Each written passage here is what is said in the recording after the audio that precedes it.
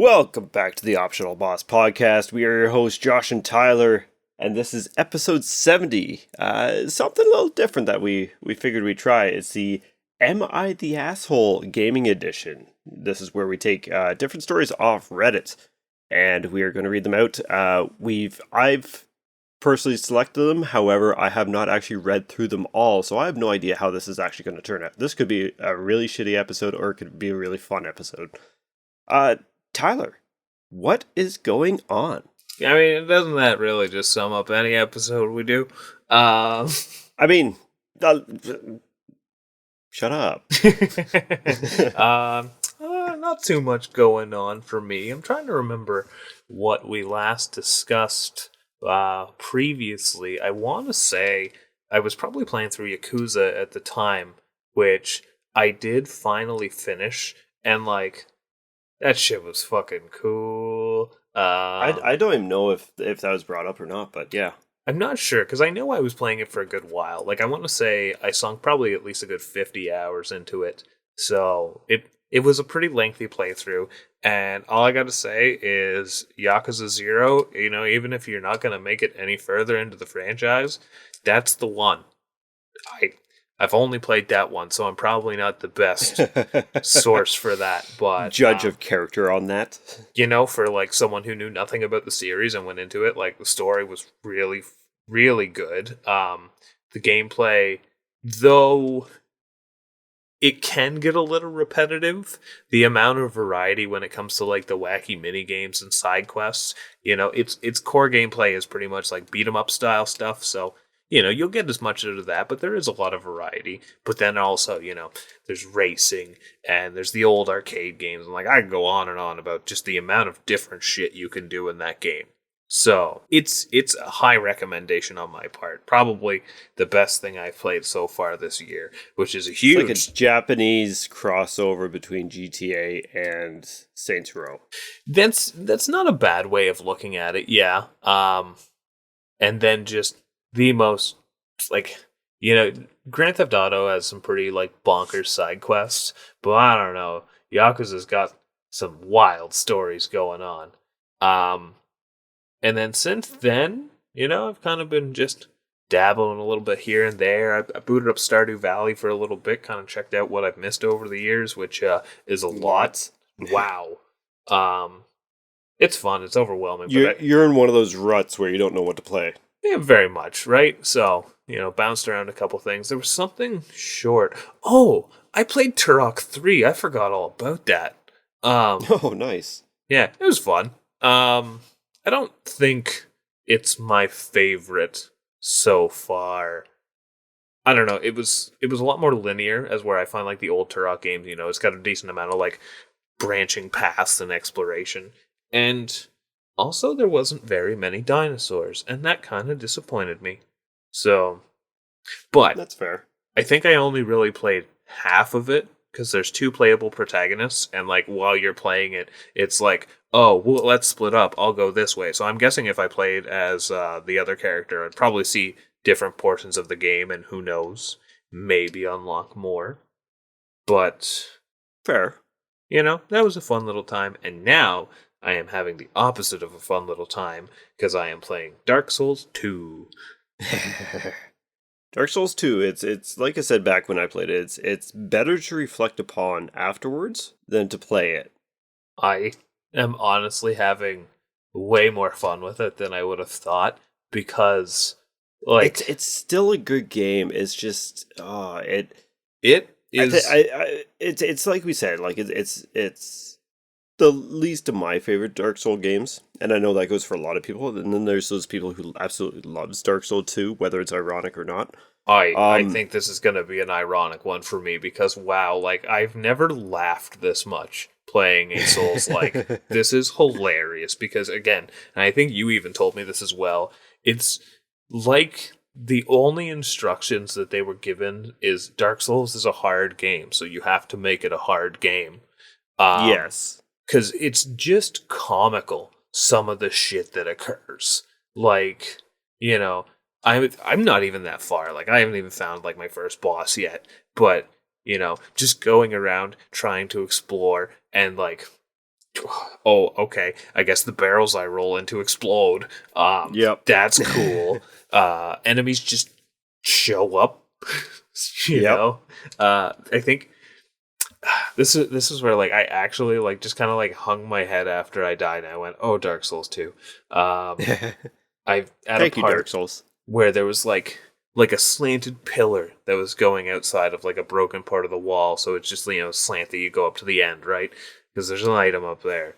I'm like, okay, so I go up and I get the item, and then just 5 guys just start rushing it. I have no idea where they came from, and it's just They're just throwing French fries and burgers at you. yeah, it's just 5 guys, burgers and fries. And yeah, got knocked off the ledge, and I was like, this game is just hilariously funny with its bad design. But yeah, it's been a pretty good time so far. It's a good enough time. I do think it's the best to play after you've done 1 and 3. I'm very glad I did, yeah, because this would leave a sour taste.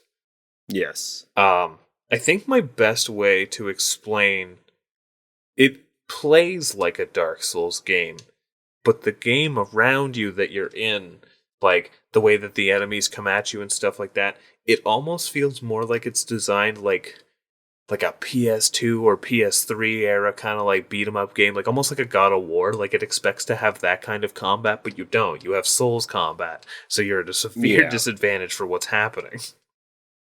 You get overwhelmed a lot with enemies. It's so funny. Like there's like 12 of them.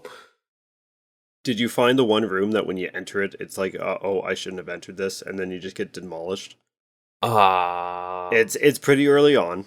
Is there like a bunch of ballistas? Yeah. Yes, I did find that.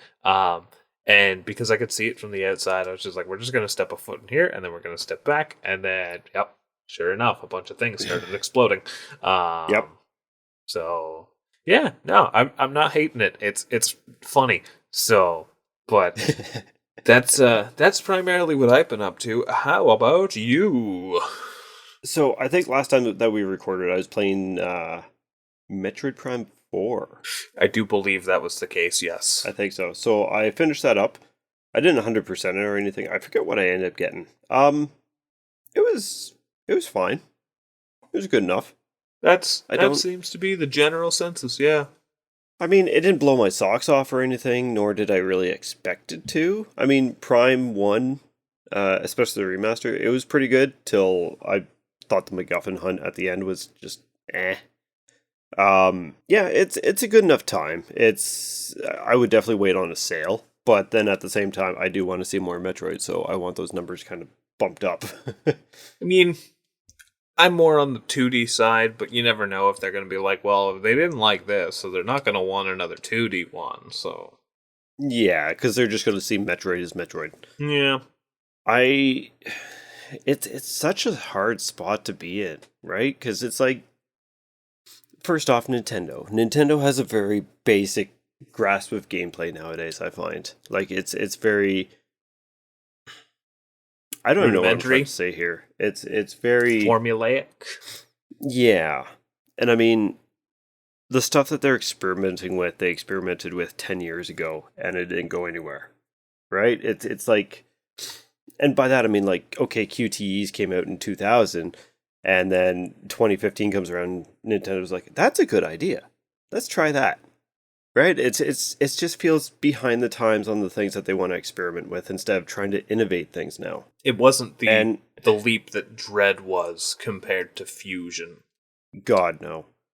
And I think Nintendo needs to step up their innovation and don't be afraid to break some boundaries, especially when it comes down to things in a sense of their image. So like, make Mario a little more mature. Let it grow with the audience that originally grew up to love Mario. But with Metroid. You know, it's funny, actually. I was thinking about that the other day. How, as much as I enjoy a Mario game, like whenever I play it, I always say it, I have a great time.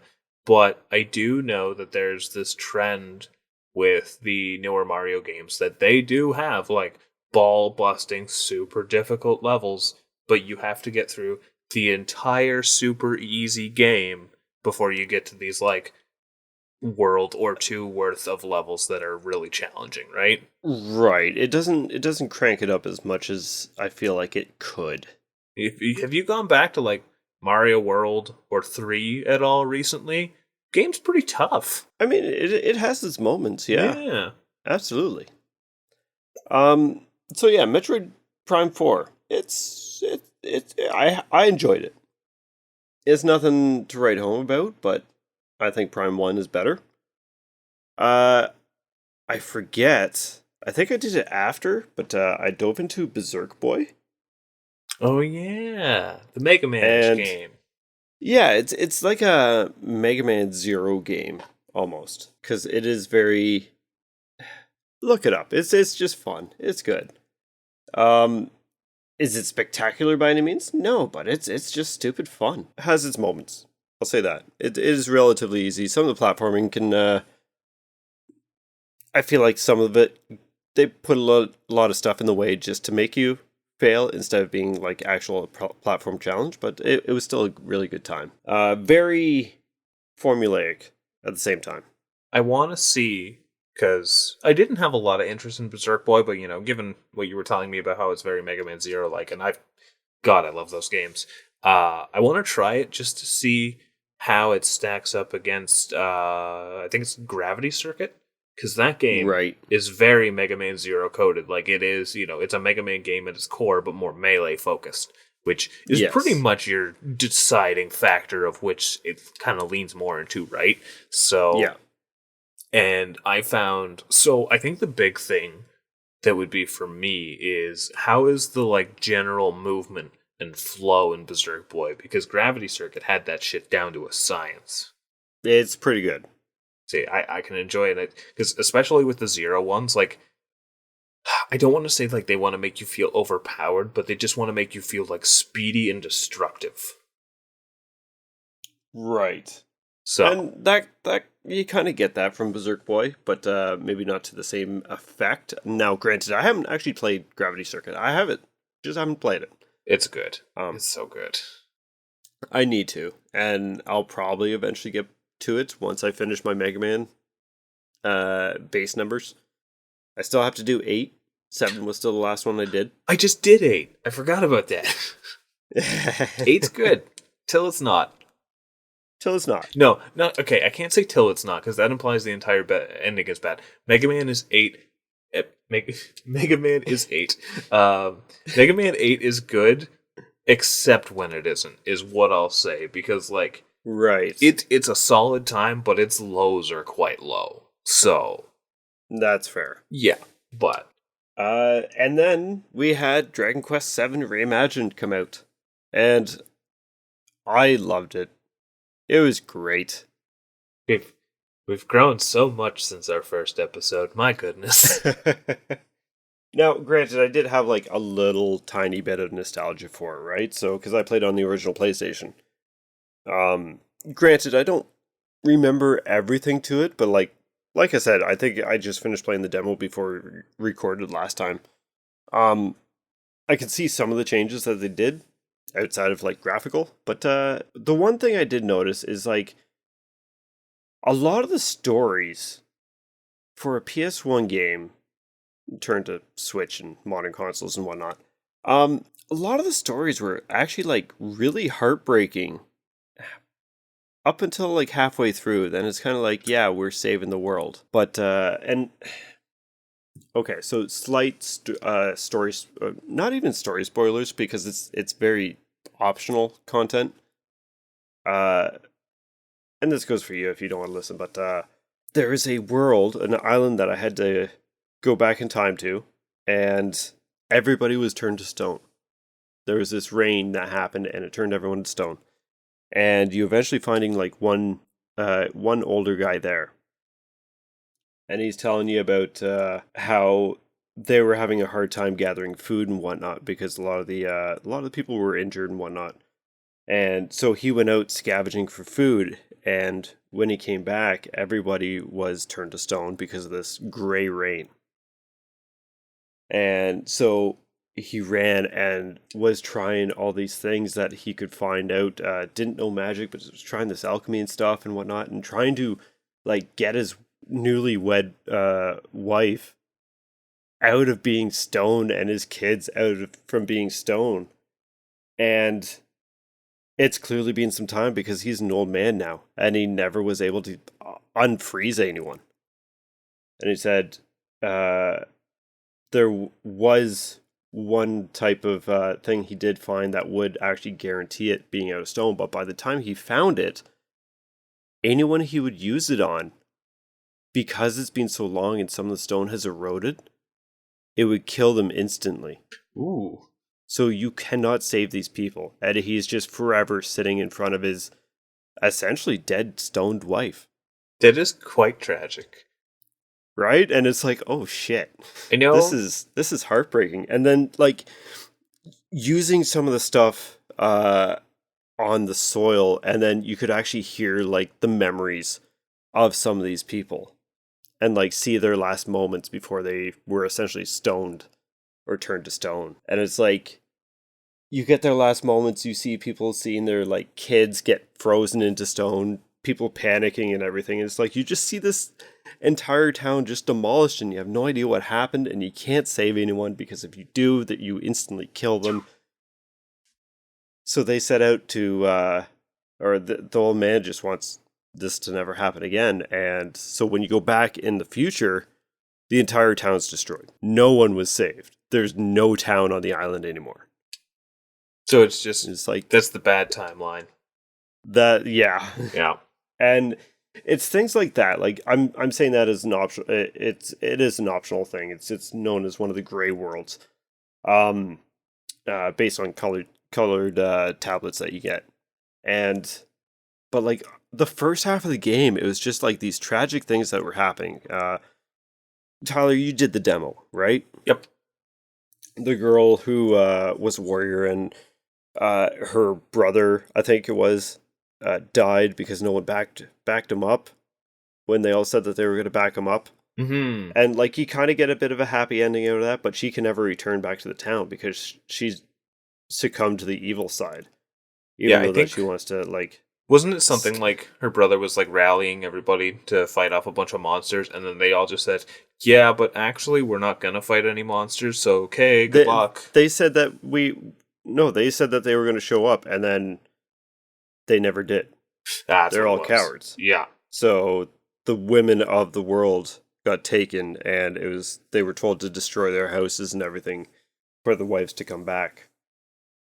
And it was because of this girl who lost her brother because the town kind of became cowards. Reap what you sow.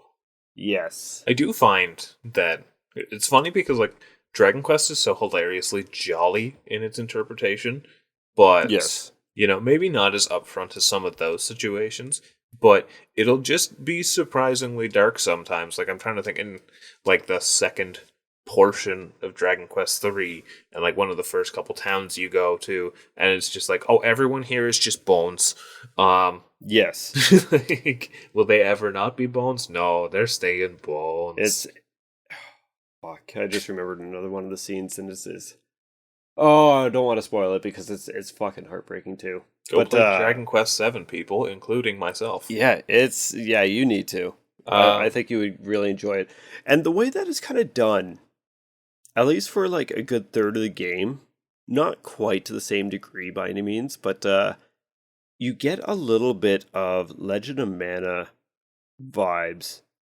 I did at least, because like you're uncovering these towns just like you get the artifacts. But then at the same time, it's like you are instructed to get them in a certain order. It's not like, okay, I'm going to place this town over here and whatnot. Like you're popping islands out of the ground because the Demon Lord summoned them all underground and separated all the worlds. So not quite, but you're also like, because you're going into these different islands that have disappeared, it's different storylines, not all tied into one another, but they do have some tie-ins. I mean, you know what I mean? It has a very strong adventure vibe. Yes. And I again, no random encounters unless you're at sea. I do like that, yes. I like how those modern sensibilities are kind of just coming with a lot of these. Still now I'm curious because I think at this point you've played more Dragon Quest games than I have. I don't know. I've played 3, I've played 1, and I've played 7. Did you not finish 2? No, I haven't done 2 yet. What have I done? I've done 3, 9, and 11. So, okay. Yeah, so about the same. I would recommend 11 to you just because it probably retains a lot of the same kind of like modern feel as 7 Reimagined does. It's not going to look nearly as good, but No. it's still like if you can at least enjoy what game or Dragon Quest has to offer, 11's definitely worth a shot. It was a good time. I may one day. Yeah. I'll probably finish the Final Fantasy series before. But yeah, I probably get to it one day. It's always for that there. Reimagined to come out. Yeah, it's always there. But currently, though, I am playing Ender Magnolia. Oh, I did that a while ago. Is that how you say it? Magnolia. Magnolia, yeah. Sequel to Ender Lilies, which we both played quite a while ago now. Mm-hmm. It's fine. Didn't we do Ender Lilies on a Mindy's? We did. We should do another Mindy's. We haven't done one in a while. Yeah. But yeah, it's not bad. It's not blowing my socks off by any means, but I do like it a lot better than Ender Lilies. I'll say that much. Some of the movesets are interesting. I've really only just stuck with the same ability set as I began with, almost. Instead of the sword, I'm using the scythe, which was the second weapon I got, and the gun. That has been my go-to, and the little charge and the shield. It's very much like, it gives you the variety, but once you have it, you find you kind of lock into what you liked. And I think that's what I liked about the first one, is that you had a lot more options in combat, but at the same time, I also don't hate that it's more streamlined this go around. It's kind of funny because I don't remember too much from the first one. I remember the poison area that you had to go through, like you were forced to go through if you wanted the true ending or something. Yeah. And that pissed me off, and then I realized that this has that too. I know, yeah, it's got a good chunk of swimming through poison. I think I'm almost done the game. I think. I gotta be. Anyways. Last boss, I accidentally, like, pretty much all the bosses have, like, a resting point right beside it. This one does not, and it's bugging me. Granted, I've only attempted it once, then I got busy with other things. But yeah, I was just exploring and popped into the room, and it's like, shit. I guess we're doing this now. Yep. Yeah, I think, I liked it, Ender Magnolia. It is a very much like, it's like eating something you like, but you have pretty often, like a nice club sandwich. You're gonna have it, and you're gonna go, that was good, but you're gonna not remember it more than any of the other club sandwiches. No. So, story-wise, I have no idea what's going on aside from, hey, you turn these homunculuses into, like, you take the blight out of them so they stop becoming mutants. For the most part. Otherwise, you just kill them. Why do I do that? Join you. Oh. And you're looking for someone who, not your mother, I don't think, but treated you like they were your mother. I don't know, because I haven't followed the lore enough. Like I said, it didn't grab me enough to get super invested, but I think it's supposed to be the girl from the first game, which is... It kind of looks like if the one that's attached to the wall by blight that I found in the poison area is, I think it's supposed to be, but I think the name that you're looking for is Lilia, and the girl in the first name was Lily. Yeah. So, I mean, it would make sense. Yeah, it was a good time. It's definitely one of those, like, worth a playthrough, Yeah. Yeah. So, but yeah, that's pretty much what I've been up to. It's, I'm not too sure what I'm going to start up after. I almost picked up Resident Evil 9 today. But I'm gonna give myself a little bit of time before I pick that up, because I still got some things that I can go to, like Bubsy. I have a funny story about so I've been watching some people play it, And because Resident Evil, I'm a fan from far away. I would like to play You've one of never them played a one day. Resident Evil, right? No, it's looking like best place to start would be like with one of the remakes, like 2 or 4. But I digress. I would suggest 2. I enjoy the lore. I enjoy the stories. They're entertaining games to watch. So I've been watching some people play it through. So it has been quite warm recently, being the dead of winter, and so watching someone there at the start of the game, nothing too scary has happened other than atmosphere. And as they're going through these dark hallways, a huge chunk of snow falls off my roof and scares the shit out of me. It's the only time the game what I watched scared me, and it wasn't even the game that did it. That's hilarious. Yeah, so that's funny. It looks good. If you're a Resident Evil fan, this looks like a good time. I'm very curious. I've seen the trailers and stuff. It's violent. Oh boy. I could believe that, but I mean, no more Ethan. No more Ethan. Ethan Winters. No more hands getting cut off. No more recovery of the magic hand. Yep. I mean, realistically, now I'm trying to think of. So I've played the original number 1, and I've played the remake of 1. I've played the remake of 2. I've played the remake of 3. I've done 4 and the remake of 4. I have played 5, but I haven't beat it. Haven't played 6. I beat 7. I beat 8. Don't think I touched the spin-offs, though. From what I'm aware, you're not missing much.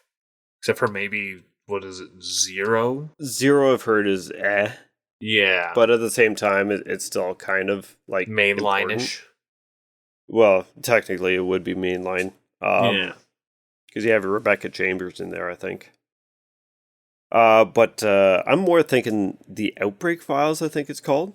Ah, yes. And that would pertain to Resident Evil 9. Slightly. Yeah. Now, from what I'm aware, you're not missing much, but I also have not seen the entire game yet, so I don't know if it's going to be one of those deep connections that I don't understand. Right. I would be picking up on PlayStation 5, though. Yeah. Because I'm firmly against the key cards. So the key cards are one thing, but there's also some games that just feel better on PlayStation. And I don't even mean the game being, better performance, which usually is. But, so, funny enough on this, so I've been playing the Pragmata demo a lot because it's really fun. Yep. And so I played it both on PS5 and Switch 2 just because I wanted to see how it was. Same thing, key cards. I'm not going to get it on Switch 2.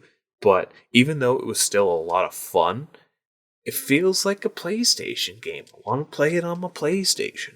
Yep. No, that's fair. Yeah. Looks great too. Yeah, I'm not sure what I'm going to dive into next. That might be it, but we'll see. Yeah, we'll find out. I kind of have a small hankering for playing the Outer Wilds again. Ah. And now that I have that on PlayStation 5, it's like, it's kind of staring me in the face. But then I still have some things I got to get to. It's always too many games. It's always too many games. Always. My goodness. We preambled for a whole half hour. Should we start talking about some other people's problems? Yes, that's absolutely. So, episode 70, Am I the Asshole Gaming Edition? So, general rule of thumb on this is I've pretty much read the first sentence or two of some of these stories that I've kind of separated out for us. Mainly because we want to be able to react to them. And so I have no idea if these are actually going to be good or not. If they're going to be good for discussions, if they're going to be stupid. We can give a verdict after if it was stupid, or if they are the asshole. Yeah. It's going to be weird. We're going to try and hash this out. Okay, so I only glanced briefly, and this looks like the one that's at the top of the list, so I don't know the entire story. I just read the paraphrase at the bottom that says edit, which Can you guys please stop messaging me, wishing me death on my kids? What the fuck is this about? Yeah. So we do have, some of these do have updates as well. Oh, no. And I kind of wanted to grab the ones with the updates because, I mean, where's the resolution? Well, spoilers, I guess, for that one. Well, that's just an edit. The update's underneath, so. True. All right. So, am I the asshole for getting mad that my oldest son didn't let my youngest win a game? And I don't know if I've heard this story time and time again, where it's always let the youngest person play, or you unplug the younger brother's controller and make it think he's playing the game, depending on how young they are. Yeah. Right? So, I have 4 kids. Only 2 are relevant to the story. My 10-year-old son we'll call Jack, and 8-year-old son who we'll call Tony. They were playing Mario Kart with each other on their 3DSs. My oldest son knows to let the youngest win, otherwise he'll throw a tantrum. The boys swapped DSs because Tony's needed to be charged, and Jack didn't really feel like moving from his spot. Like I said, Jack knows to let Tony win, but for some reason he didn't this time. Tony started as usual, I didn't win tantrum, and threw Jack's 3DS across the room. Tony's the asshole. The console broke, the top screen came off of the bottom, and the buttons are unresponsive. Jack was upset, and that's why I got mad at him. He had been told repeatedly to let Tony win to avoid tantrums. My husband and my 2 girls, 16 and 17, are saying that I should make Tony give Jack his 3DS, but I think it's Jack's own fault for giving him his one, and then not letting him come in first place. Jack is refusing to share anything. I think that was Tony is refusing to share anything with Jack. And has hardly spoken to me in a few days, so I'm left to deal with the constant tantrums on my own. Am I the asshole? I don't think so. No, you... this is the Participation Trophy Award. I think, right? That's the thing. I think there's deeper layers to how you could be interpreted as an asshole if you have been letting the kids slide through life like this. Yes. I mean... We're not experts on parenting, by the way.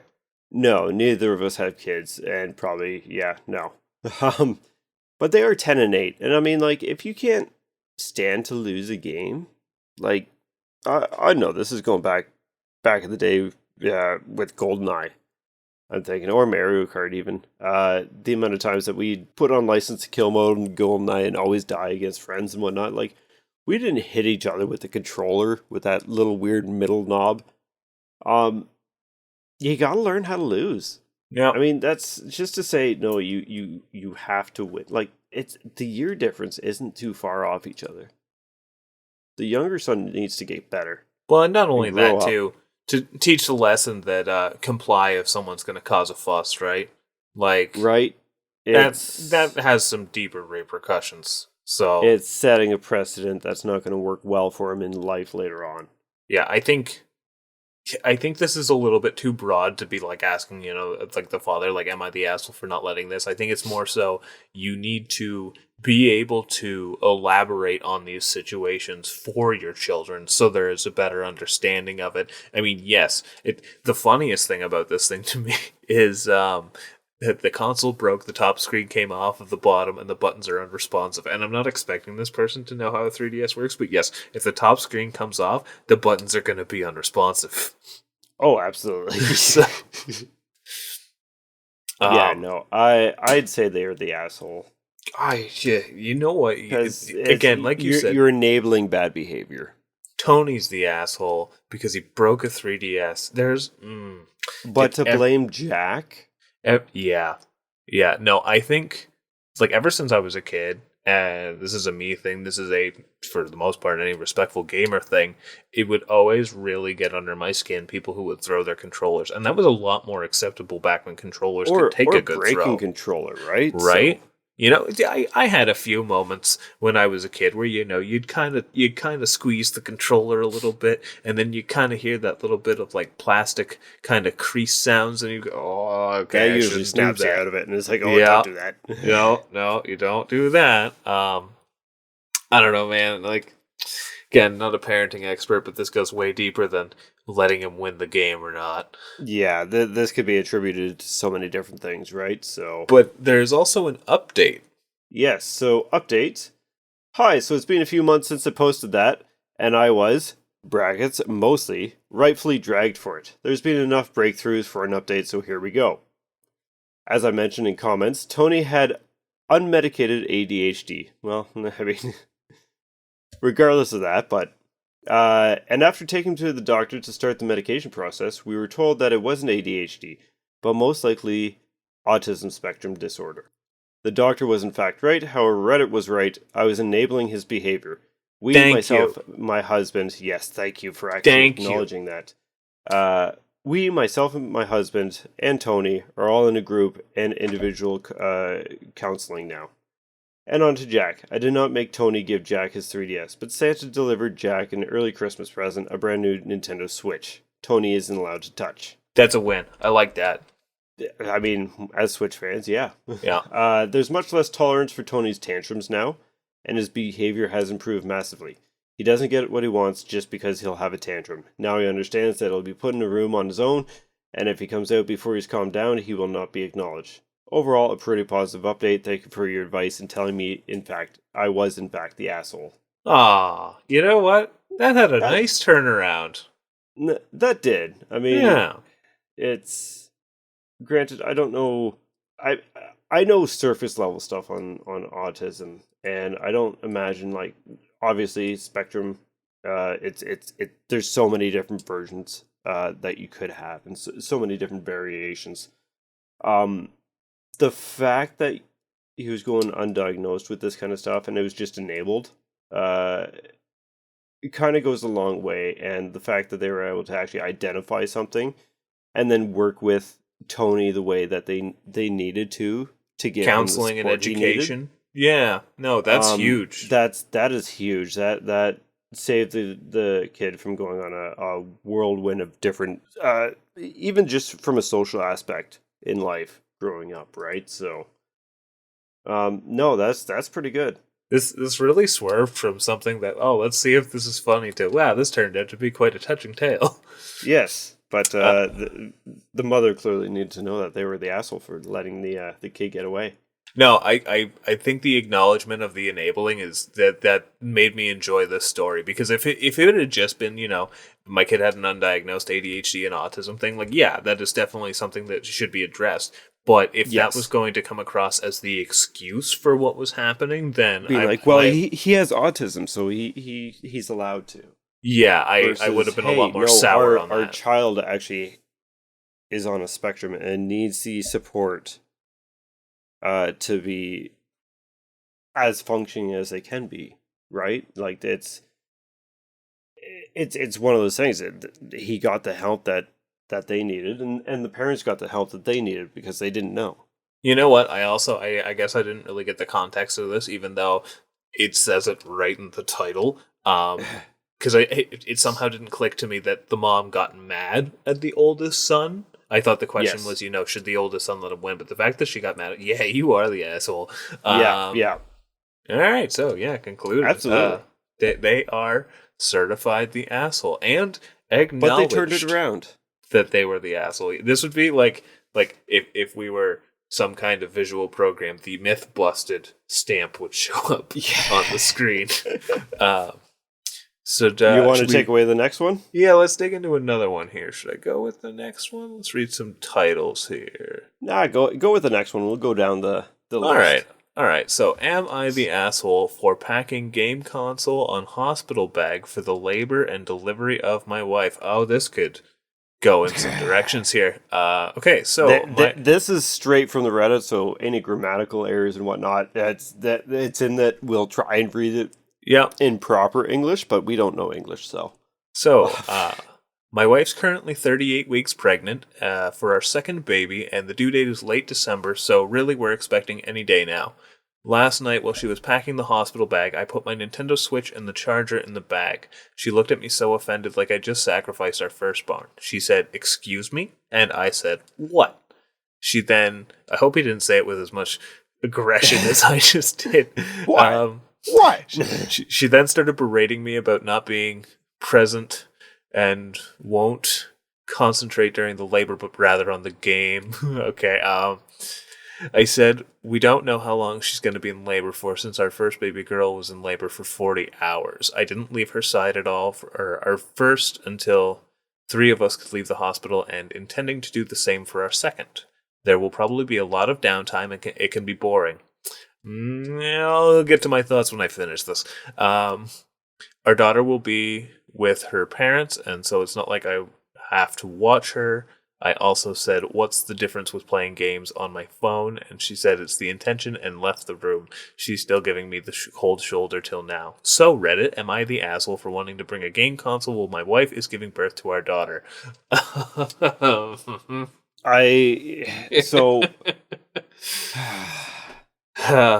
want to say it's tricky, but it's also not very tricky. Like, I don't think she's really in the wrong for being upset.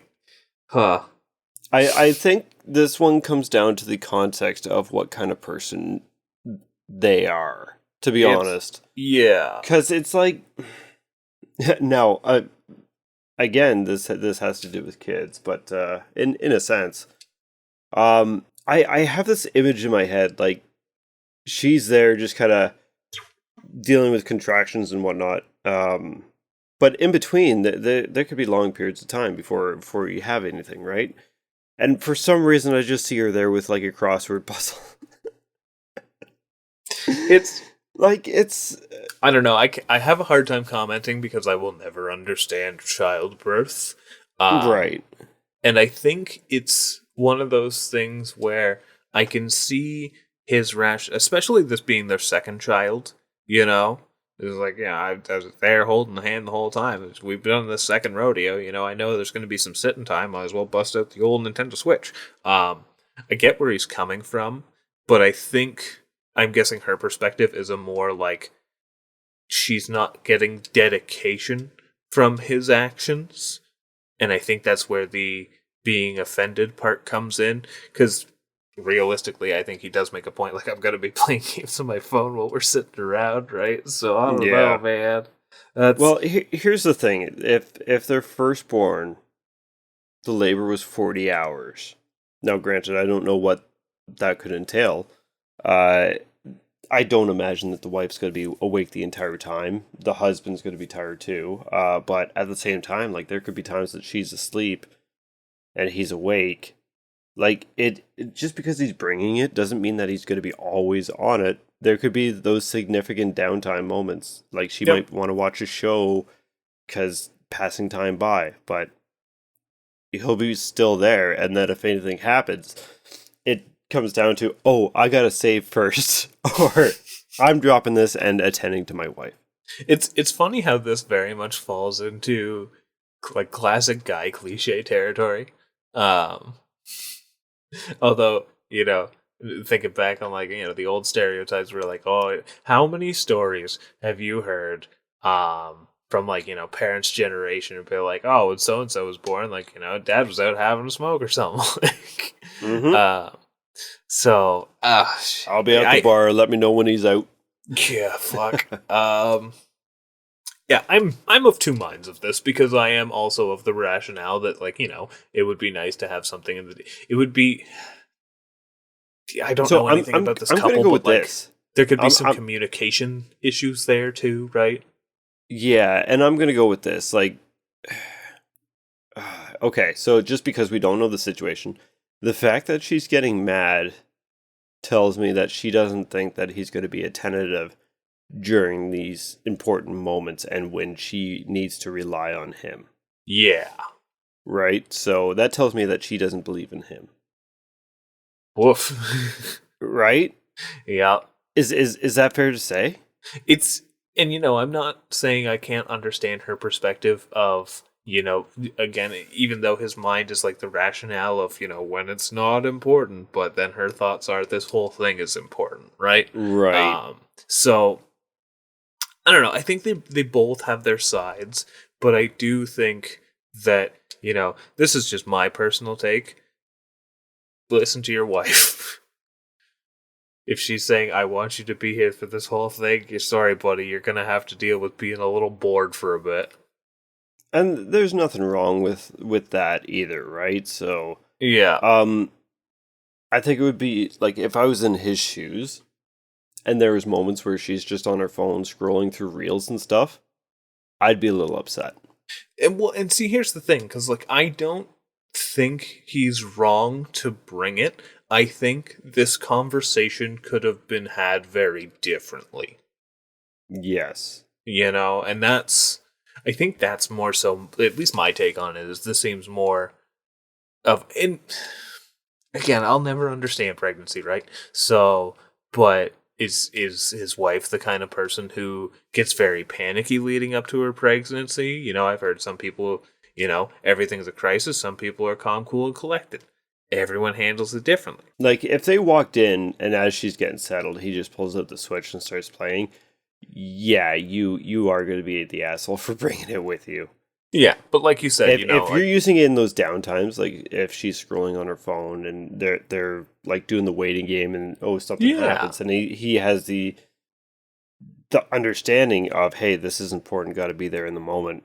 Yeah, just sets it down though, and rushes over. Like that's going to be a lot different than just, okay, well, here's contraction number 32, right? It's she's gripping the bed rails, just wailing, and he's just plugging away at some Bowser's Fury. Takes out his headphones and puts them in. you know what's hilarious about this though? I don't know if it was like a magazine ad or something, but I swear to God, I've seen this in an advertisement before. And I don't know if it would have been like a Game Boy Advance advertisement or something, but like this is a thing. I could believe it. I mean, this is probably actually a pretty common conversation that happens. Yeah. Yeah. So, yeah, I don't think he's the asshole, but I'm of two minds of the situation. Yeah, it's really hard to say. I don't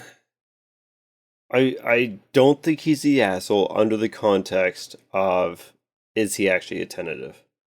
Yeah. If he has no intention of being there for his wife, his partner, whatever, and he's just there because he has this in his mind that by being in the room is being present, then that's wrong. Yeah, but if he's there just for those odd moments, like he could have Balatro, like doing quick games and whatnot, right? Yeah, and I mean, the nice thing about the Switch is the second you hit that sleep button, like you're right back where you left off. Yeah. So, absolutely. So it's two minds. I'm going to say not the asshole. I don't think so. Thinking the best. Yeah. Of the situation. Yeah, that is my judgment with the context that I have been provided. Yes. So, there needs to be more there to actually make an understanding. Yeah. Because I'm speaking personally, I want to bring my Switch if my wife's having a baby. Yeah. But I want to have a conversation with how that will be if that's the case.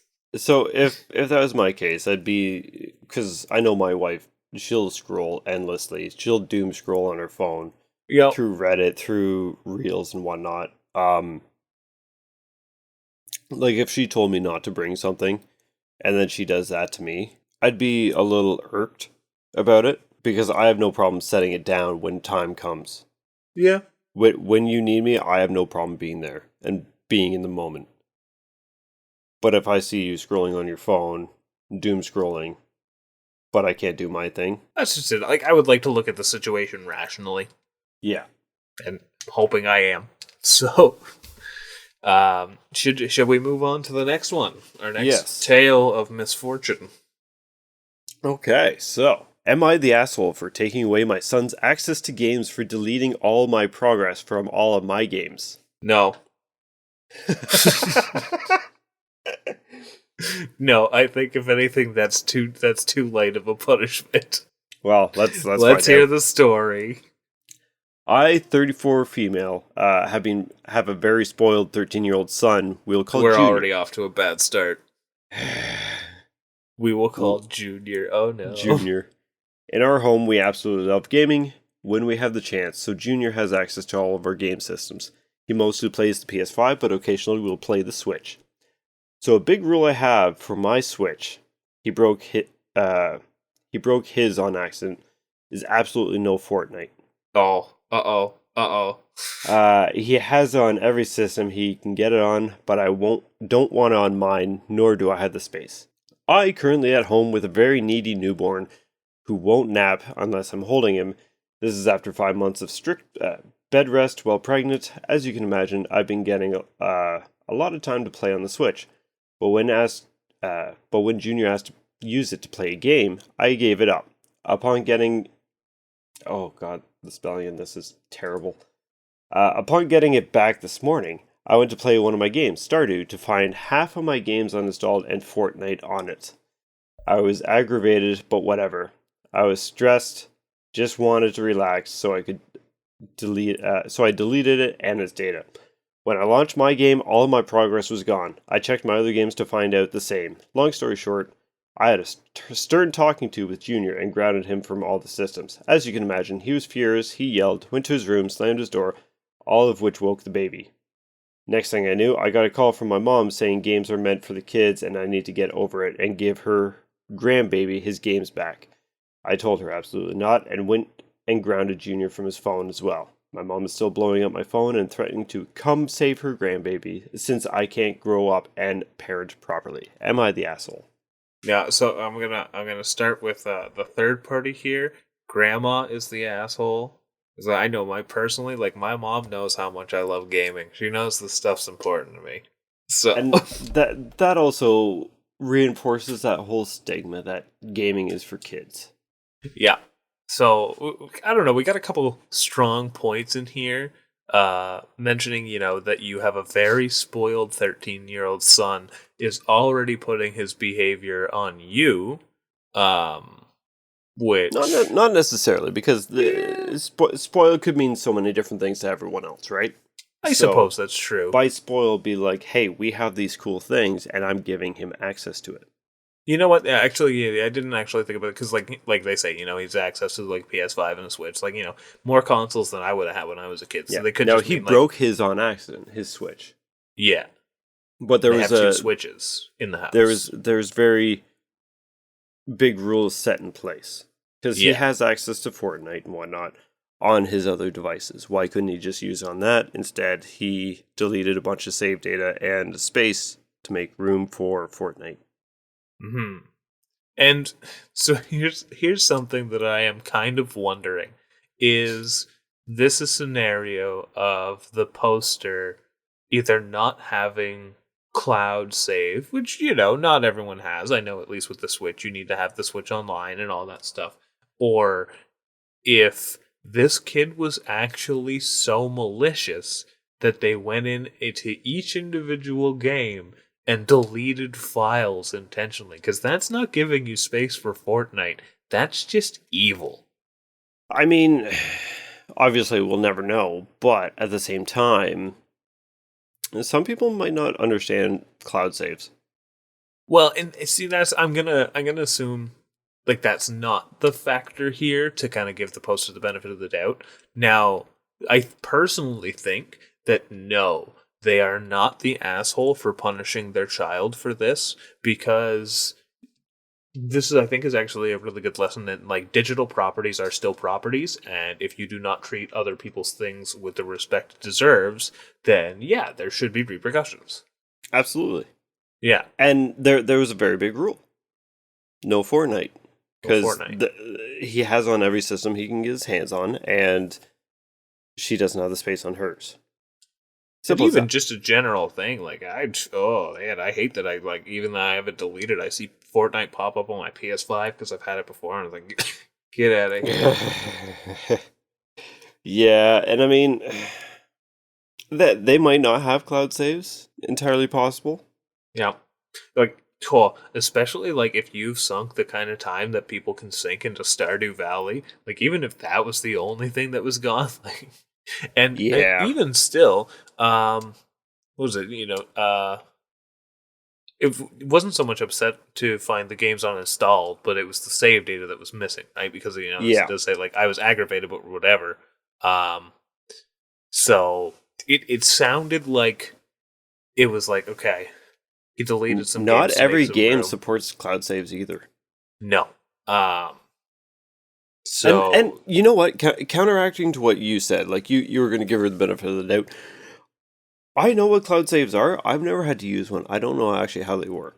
I mean, I've So, transferred a couple consoles, so I've had a bit of experience with the cloud saves. right. Where I haven't, I could figure it out, I'm sure. And I know about them, but the fact that I don't know how it actually works should say something for the average user. Yeah. Yeah, I think our audience can acknowledge that when it comes to the world of gaming, we're not exactly the average. Yes. Yeah.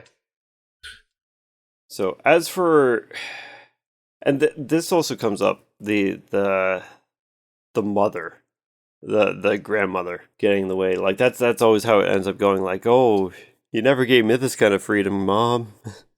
Right? It's all the kids always go to the grandmother. Grandmother gets them everything. Grandmother's Yeah, the angel. I'm actually just rereading this because it says she got a call from her mom saying it. So that seems like, the kid in his tantrum contacted grandma. It was like, Mom's bullying me. And the Yeah. grandma starts bullying mom. Like, I'm going to say, yeah, no, you're not the asshole. The grandma's the asshole in this scenario. Oh, And, grandma like, absolutely is. Junior also for throwing a tantrum. Like, I can only give that so much shit because, kids throw tantrums sometimes. I can't say I never did. Fuck, like, I flipped over a pack of Pokemon cards when I was a kid once. My mom still How brings old it up were to you? this day. Oh, jeez. Somewhere between the ages of 8 and 10. So, like, So this is a 13-year-old. that's not, it's not unfeasible, but it's definitely not good. This is It's getting into the teens. You know what the worst part about it is, and you and I can't fathom this. I'm going to be saying I'm fortunate for this, but this is a Fortnite tantrum, and I have seen some of these, and they're scary. Really? Like kids with like they don't have access to like some of their devices these days. Like, oh man, I'm glad I'm not a parent. Oh god. That's scary. Yeah. So yeah, no, I think this is pretty cut and dry. I don't think she's the asshole. I actually think she's doing a pretty good job of having repercussions for his actions. Absolutely. Like Yeah. rules, I know the whole saying, rules are made to be broken. No, it's rules are there to show respect to owners. In this case anyways. Shall we move on to the next story? Yes. Let's All go. right. Am I the asshole for wanting to game while my roommate sleeps in a shared room? So it looks like we're getting out of the familial drama. So one of my household members works at 5 a.m. and has been slowly moving the goalposts on my computer to use at night. I work at 8 a.m. and I'm a bit of a night owl. They go to bed around 9:30 p.m. and I'm more of a midnight person. As someone who has worked nights primarily his whole life, this is something that's already going to start speaking to me. Yep. We share a bedroom because the space constraints in our one-bedroom apartment. Valid. At first, I did whatever I wanted once they went to bed. Then they complained that shooting games kept them up. So I stopped playing loud ones. Then they said the clacking of my keyboard was too distracting. So I switched to quieter games and quit playing MOBAs and RTS. Playing Minecraft and Hearthstone worked for a while, but now I'm being told I need to come to bed at the same time and turn off all electronics. Get fucked. It feels unfair. They fall asleep fast, but I have ADHD and anxiety. That's neither here nor there in my thoughts here. So sleep takes longer for me. Sometimes it's 2 hours of just lying there frustrated when I could be quietly gaming and relaxing until I'm tired. Tonight they fell asleep and were snoring before the 5-minute idle timer to put my monitors to sleep even triggered. Wow. And I wish. it's not like they need to race me to sleep. I snore maybe once a week, and I can hear them snoring when I'm on my computer, so it's not like they're waiting 2 hours for me to come to bed either. Am I the asshole for thinking I should be allowed to use my computer while they sleep? No. No, I think that it's hard for me to just say this, because I know sometimes finding a good living situation, let alone affordable living situation, is difficult. But the sad reality of this is sometimes your roommates are going to fucking suck. Yeah. And this one does. I mean, again, I don't think he's the asshole. No. I think he should be able to use the computer and whatnot. If it's for gaming, I mean, like, as granted, some people just like shooters. He obviously like MOBAs, RTSs. He likes a competitive field. We have so many different ways of playing games in the quiet now. So, like, what part are they? Given how fast they fall asleep, I can understand like some of the clicking. Like, you could always go for a quieter keyboard or get like a mat for the keyboard so it doesn't transfer the sound, depending on their desk. But let's say their desk is wood. It could make sound unless you get that mat underneath. But like, find something that you can do at night that's on the quieter side, given it's a shared living space. But then also being a shared living space, you both need to make sacrifices. There's room for compromise. Absolutely. And I think this is the where it bothers me is the roommate saying that the poster should be going to sleep at the same time. Like that, I think you're overstepping your bounds by trying to tell them how they are supposed to live if they are living with you, right? You know? If... and I think it's one of those things where... I've had girlfriends do that to me, and yeah, that didn't work out. Especially, like I said, like the whole working nights thing. Like, have you ever tried sleeping when you can't do it. And then I've had nights where I don't sleep because I tried to go to sleep early, which is flawed. And also the work difference, like that's... people have different lives. You know what? If you wake up at 5 a.m. Or work at 5 a.m. and you're going to bed at 9:30, I can respect that. I will do my best to keep it down. If it is not working, do not say I need to go to bed at the same time as you. No. Say, hey, is there anything that we can do? Like, even if you put up like sound shutters. Yeah, it's a shared room. Yeah. Where do they get changed? I'm not going to ponder that. No, but it's things like that they have ways of privacy. You know what though? They share a bedroom and it's a 1-bedroom apartment. So why is his gaming set up in the bedroom? I don't know if that's specified or not. It doesn't seem to be. Maybe when they were talking about space constraints in our 1-bedroom apartment, maybe it's like that's all they have. Like they're renting a room, that could be not instead a of a common 1-bedroom apartment. Yeah, right. Like that is a thing. Yeah, like I personally think because sometimes like if I'm going to bed with my girlfriend, sit down with her and she goes to sleep right away, and like I'll sit on my phone or sometimes even bring the old Switch. A little bit like that. There are quieter solutions. Now, she obviously is much more accommodating when it comes to the, how can I sleep? She's actually the one who sleeps with the TV. I'm the more of a I want darkness kind of sleeper, but I digress. Right. There's compromise that can be had, right? If he really wants to game, try to find a more quieter solution. But this other person cannot tell this person how to live their schedule. That's messed up. Yes. But like, if the keyboard clacking was too much, there's things that you can do with a controller. Granted, I don't know if it's going to be your style and whatnot, right? Like he says he was playing shooters. Like it's the start of this story, like him just blaring some Modern Warfare as his keyboard while this guy's trying to sleep. Because then, I will feel bad for the roommate. Oh, absolutely. But so my concern with this is they're mentioning the clacking of the keyboard was too distracting, but he falls asleep like before 5 minutes. Idle timer puts the monitors to sleep.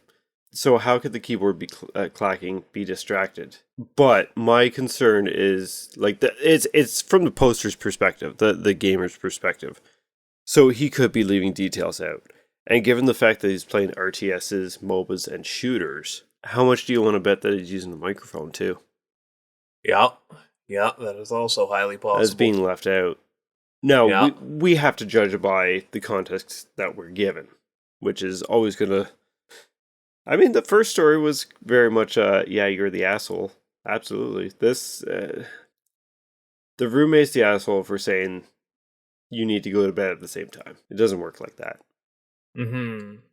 But, like, I find it hard that you can't, like, switch over to a controller and play something. Like, it's nighttime. Do something that's not going to be competitive gaming. And I'm taking an assumption here based on the genres that I mentioned. I think there's a lot of room for compromise. I'm also, like how you mentioned, things about the microphone and stuff like that. Like, I think there's a lot of context also being left out by the poster. What's also funny? If they are leaving out context, I wonder if they're also warping the story a bit about the you need to go to bed the same time as me. If that was something that was said but misconstrued. Right. But I guess we have to kind of take it as face value, though. We have to take it at face value, but it's interesting thought experiment, if you will. Right? It's... Mm-hmm. I would say not the asshole on the premise that, like, what is being said is true. Mainly because the you got to go to bed at the same time. Yeah, I think, again, taking it at face value for what the poster is saying, I think there is work that you can do on your side to accommodate, but I don't think you are the asshole for wanting to play games, if it's just to play games at all. If it's solely, he's mad because I can't play Fortnite, even though I'm loud as fuck when I play Fortnite. I can't help it, buddy. So... Alright. Yeah, based on context, not the asshole. I'm just kind of scanning over this next one, because it does have some trigger warnings. Yes, so that's based on the forum that I got off of, because it was a repost, kind of trying to consolidate the post and some update for it. That's long, too. Yes. Yeah. Because it adds in comments. I just kind of grabbed everything. So, okay. Yeah, gotta get back up to the beginning. Okay, so, am I the asshole for snapping at my boyfriend after he targeted me in a game? Here's a one that comes up sometimes. Yep. I, female, was playing games with my boyfriend and his friends. We played a game where the goal is to make a controversial prompt that the players of the game will be split on. The more split it is, the more points. The more background. Yep, that's exactly what I'm thinking. Jackbox Party Pack. I forget the actual game name in it, but some more background about me. This is important. I was adopted by other relatives and have lived with them since I was 1. My bio mother is dead and has been for my entire life. I don't remember anything about her. I don't fully remember what the prompt was. It was something about getting my money and having to delete the only picture of something you have off your phone. My boyfriend filled in the blank and wrote that the only picture you'd have to delete would be of your birth mom. Oh no. I immediately felt targeted, and he told me I was. You done fucked up, son. Oh, no. Oh, I was not happy, and I asked him why he did that in our DMs. He told me he did it because he wanted to win and wanted the split. He said sorry, but he was insistent that he thought it wouldn't be a big deal, and I wouldn't be so hurt. He told me he felt awful afterwards, and like I had gotten way too upset. Am I the asshole? Oh, you know what? I feel like this post is missing that I would really appreciate knowing for this situation. What's that? Their age. Their age, yeah.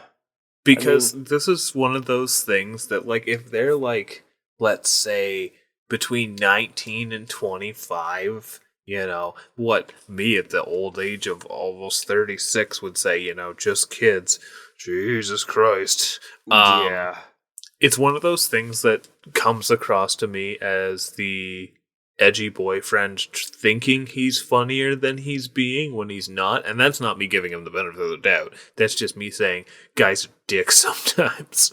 But I don't think that she's the asshole for getting too upset about something that personal, especially when he straight up said, like, yeah, I did it because I wanted to win. That's why I straight up targeted you.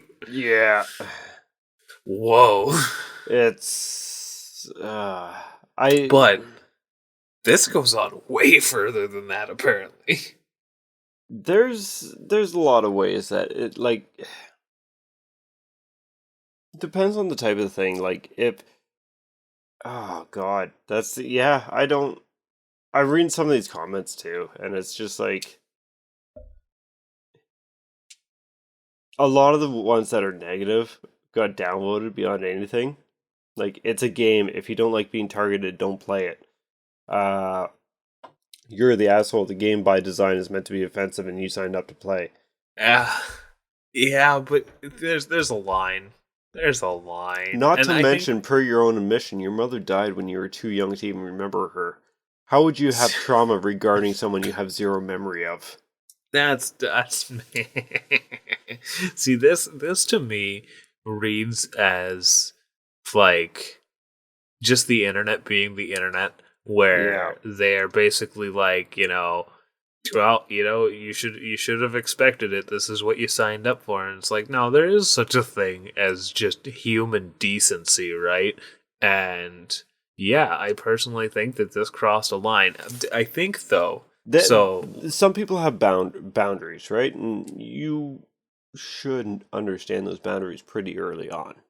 see, this is something that's kind of like leading me to believe that they are a little on the young side, like that thing I mentioned earlier, because we have like so the commenter says he threw you under the figurative bus in order to win a silly game. If he doesn't understand that this is the wrong thing to do, maybe you need to rethink him entirely. Which, yeah, I'm sure there's going to be a whole lot of people being like, "You gotta dump his ass." Yeah. And then to which the poster replies that he told me he understands why I thought it was wrong, which I would hope so. But at the time, he Absolutely. didn't think I would react so badly, which to me says he thought he was being funny, and he was very much not being funny. I know Yeah. people can do things out of impulse and immediately regret it. I just wish he'd put a little more thought before hitting submit. He feels really bad about it, though. See, and that, again, in the moment, he's thinking to himself, oh yeah, this is really good. And then it's like, oh, I fucked up. Instead of having that forethought of, will she get upset? But he even acknowledged, like right in the story, he said sorry, but he was insistent that he thought it wouldn't be a big deal. And he also said he was in it to win it. Yeah. He So, did. Jesus. So, I mean, so this one comment actually, your boyfriend is upset because you made him feel bad, not because he did something that upset you, which entirely could be true. Yeah.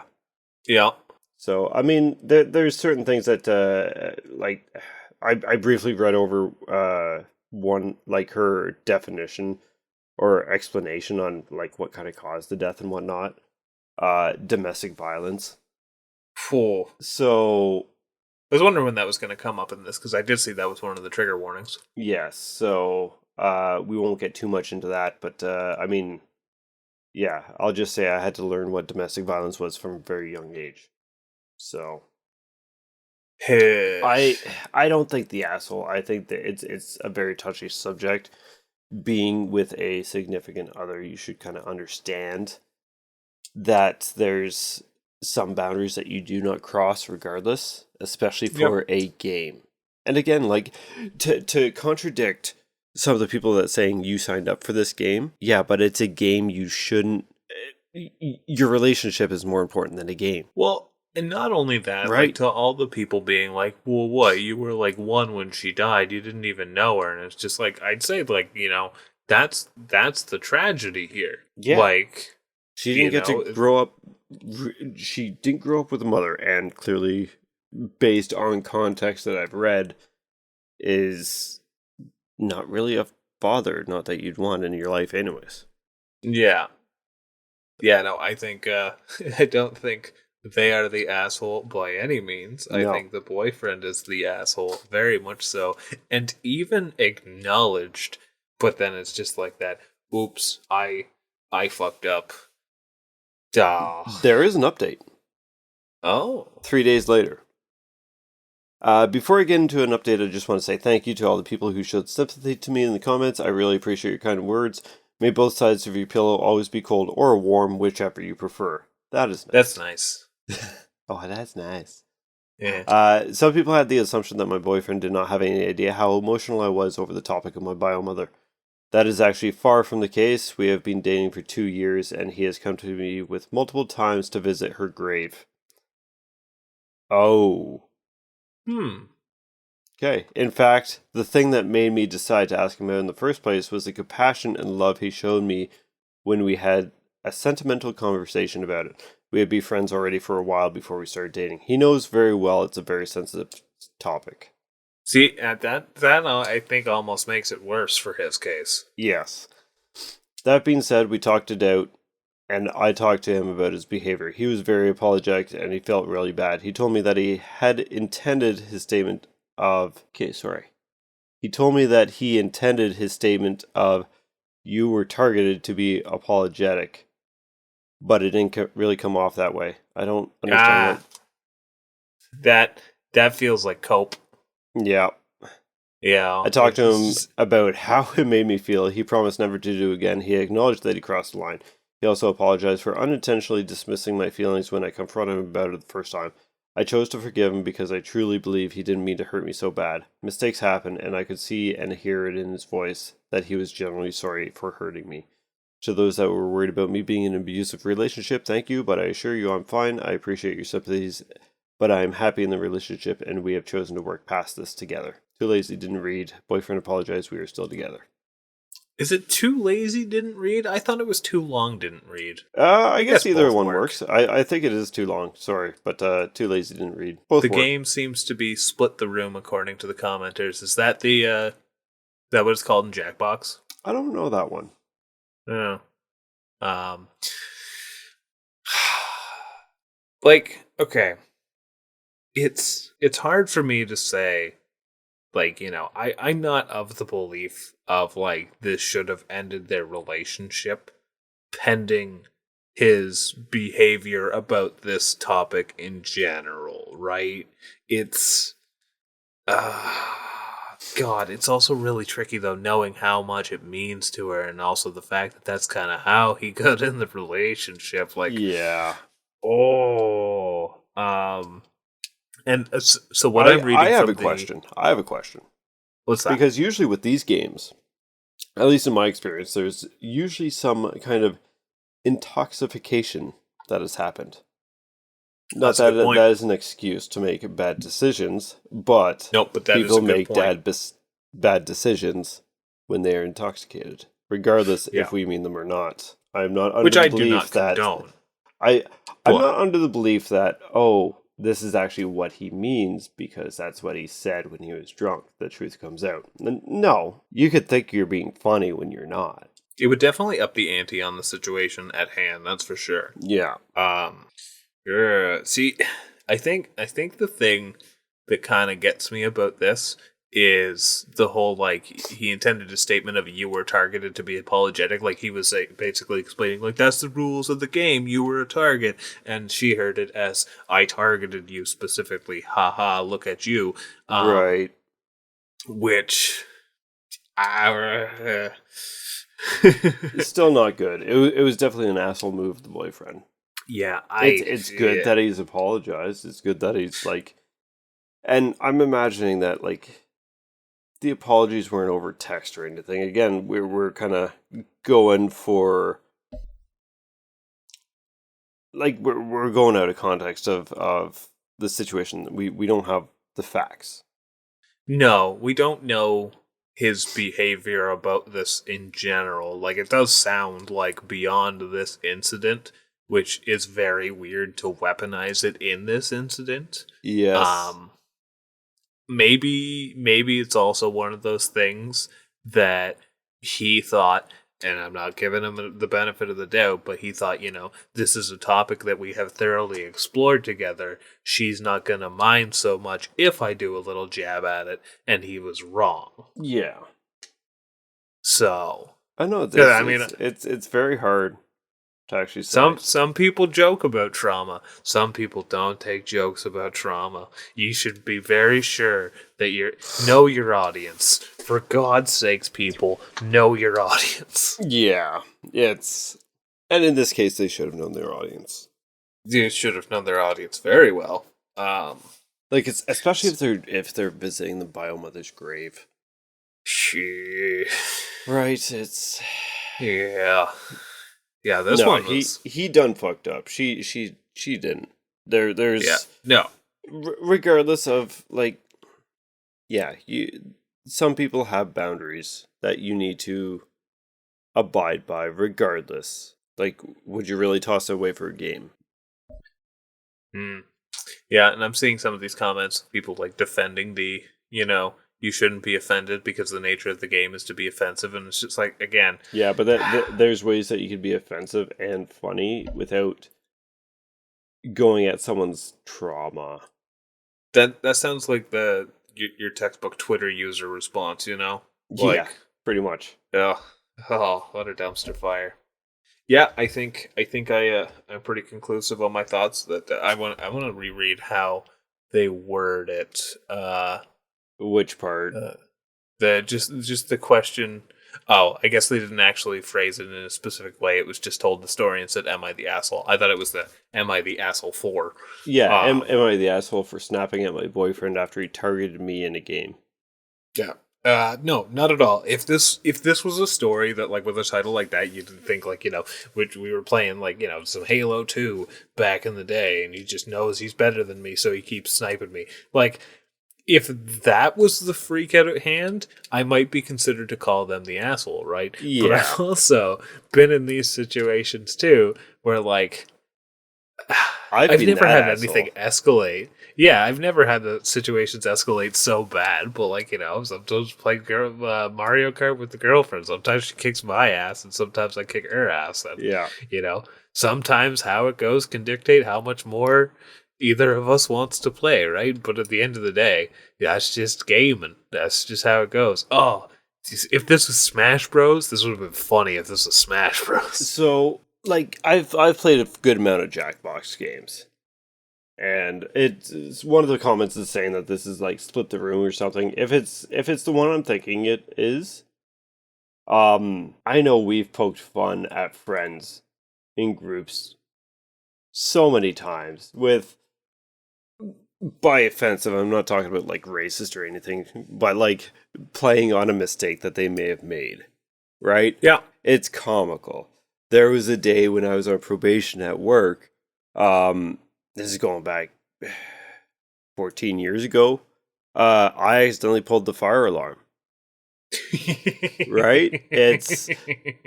I wasn't there for that, but you've told me that story before. Yeah. And it's funny because you did accidentally pull the fire alarm. I did actually pull the fire alarm. And it still gets brought up from time to time. And you know what? Yeah, make fun of it. Yeah. Not this situation where you're making fun of someone's dead mom because of a domestic violence. No. That's fucked up. No, and especially too, like, the context being like you have to get rid of your only thing you have of them. Yes. Like, that's messed up, man. I don't know. Yeah. So not the asshole. So okay, let's go over our stories. Do we deem anyone? We deemed the first one an asshole. Absolutely. The second one we were really mixed on. I don't think they're the asshole because we're going off face value. What context we have. So I don't think the asshole. I don't think so. I think it is a very touchy subject, but I don't think that their intention is particularly asshole-ish. the packing. Okay, so just for context, first one was, am I the asshole for getting mad that my oldest son didn't let my youngest son win a game? Yes, you are the asshole. 100%. Number 2 was, am I the asshole for packing a game console in a hospital bag for the labor and delivery of my wife? It says on, I'm assuming they meant in. No, I don't think so. It comes down to context, but for face value effect, I don't think so. Am I the asshole for taking away my son's access to games for deleting all my progress from my games? Hard Number no. 3, not the asshole. That was just parenting, and grandma needs to shut the fuck up. Yeah. 4, am I the asshole for wanting to game while my roommate sleeps in a shared room? No, but no. a very skeptical no. Yeah, it's a no at face value, but I'm sure that there's ways that you can. I mean, going back to this one, I feel like the screen flicker would be bothering me a lot more than the key clacking. For me, it would be more of a light thing, yeah. Yeah, But I mean, that's just me personally. yeah. Everyone's different. Mind you, I'm the kind of person who doesn't go to bed until like they are conking out when they hit that pillow. So yeah, that's fair. Where I watch YouTube in bed, so. Hmm. And number 5, I think. Number 4, yeah, I don't think the asshole based on face value. And number 5, definitely not the asshole. No. Snapping at boyfriend after he targeted me in a game. I did not expect that to go that way. I thought that was going to be like you said, playing Halo, and I know I can get you all the time. I'm gonna snipe you off. That one was dark. No, that one went the other way. Ooh, but it did make for a nice discussion, that's for sure. Yeah, this was fun, despite some of the really sad topics. So okay, that made for a really good discussion. That was fun. That was dark. Do you have a favorite of our 5 stories? I'm personally torn between 2. I'm gonna say the first one, actually. See, I like the first one because I'm really happy with the resolution of the first one. Like that one resolved so well. Really happy with the result of that, but I'm also happy I got to call someone an asshole. That also was nice, yeah. I also like that again. It says, "Thank you for all your advice and for telling me I was in fact the asshole." For coming around, getting a kid the help and the parents the support that they all needed. That's a great conclusion. That is fantastic. Things do not usually work out that well. And then I also really like the taking the son's access away for deleting the games, because like that one's parenting. Yeah. It sounds like they are obviously having some doubts about what they are doing, which, I mean, again, not a parent, can't discuss the navigation. Not a parent. What parent doesn't have doubts, though? But no, I think they did the right thing in that situation. I definitely also gloss over the whole newborn thing, but I think that's like a non-issue. Which is not that it's a non-issue, but that's not the matter at hand. It makes the situation more frustrating, but at the end of the day, the story is, I put my foot down and did some parenting. Yes. Kudos to you. So, absolutely. Yeah. No, I think this was neat. This is definitely something we can come back to. Maybe next time I'll get our roster of stories. I'll try to find some more humorous ones. Yes, it's very difficult. I mean, like, because you're only like I said, I only read the first 2 sentences of it. Yeah, along with the title, and I just kind of wanted to keep it at that because I want it very reactionary. Although if I could, we need an editor that could fix some of the spelling mistakes that we had on these, or grammatical errors, so it would be easier to read. But here's the thing. I kind of hope if we do more of these and we get those really dumb stories and they have those grammatical errors, it's fun to read them with the really bad grammatical errors. That's fair. Where was it? I think it was supposed to be if, but it was it was I found it. So yeah. So, final statements, thoughts, just general. What do we think of gaming assholes? I think we found one asshole out of 5. We found one asshole out of 5. See, I was trying to think. Take that for what you will. Yeah, I'm trying to think if there's any kind of situations that I can find applicable. And I can't really think about much, my history with gaming is usually pretty good. You you could, like, I don't even have situations where, like, I was never like an Xbox Live kind of person, so I didn't even like say things and be an asshole like on group chats and stuff. I can think of, there was a situation when I was quite young. I don't remember the entire. I'd never seen this kid before. He was like 2 or 3 years younger than me, and this is when Pokemon Red and Blue came out. I didn't have it, but I went to a friend's house, and this other kid was there, and I can't remember if it was his Game Boy or if it was my friend's Game Boy, but I digress. They had Pokemon. I had never played it before, and I wanted to try it out, and I knew that you could start a new game, and if you don't save it, you don't lose anything. Oh, no. And I tried explaining it to this kid, who, again, was a little bit younger than me, but was already just like a huge brat. And I start to play this game, and he rips the cartridge out of the Game Boy. Oh, no. And I feel like anyone from the cartridge era can relate. Like, don't rip the cartridge out of the console. So it would have had to be like a Game Boy Color or a Game Boy Advance. Did they pull the cartridge out of? Yeah. No. This is an original brick Game Boy. Like, they had to grab that with grip and rip that cartridge out while I was playing it. But it has the lock on it. Not the original Game Boy, no. Does it not? I thought it did. Nope. I don't have one to prove either of us wrong. just ripped it right out. I should... Ooh, actually, just give me 1 second. I gotta go grab mine. It's right beside me. Yeah, I always thought it had that little lock on it, and that's why the cartridges had that little lip on it.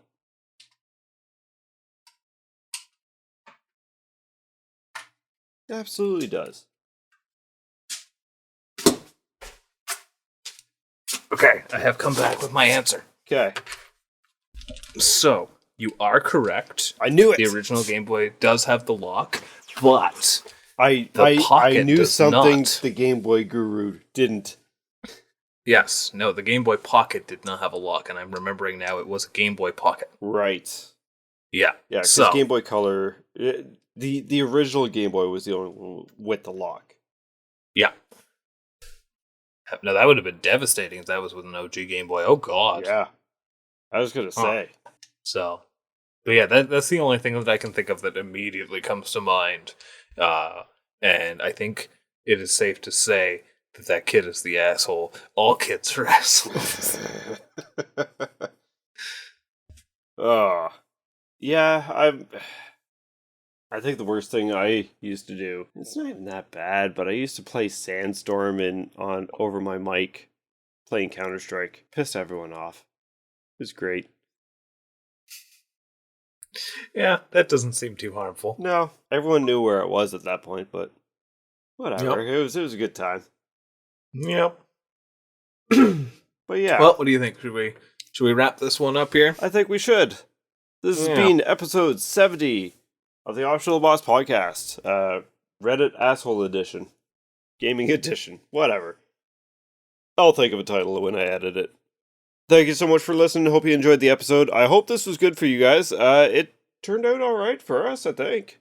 And this is fun. Yeah. You can find us over on some social medias, or you can just find our accounts anyways, because we aren't very active over there, to be honest. But tell your friends. Tell your family. We'd love to have some more listeners, obviously. Tell us who's the asshole. Between you and me? I just meant in general. I don't want to hear if I am. I guess I have to hear the hard truth if that's the case. And you can always do that by leaving a review. Leave it, positive. Because we're letting you call us assholes. Boy, I sure love listening to these assholes. See? That's perfect. 5 stars. Yeah. Right across the board. But seriously, leave us a review. It helps the algorithm out and stuff like that. So, and with that said, we will see you next time. Bye!